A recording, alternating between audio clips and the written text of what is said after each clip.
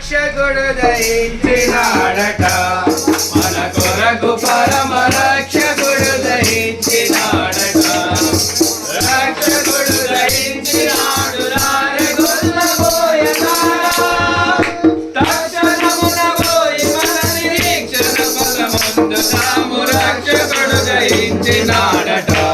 మన కొరకు పరమ రక్షకుడు దయించినాడట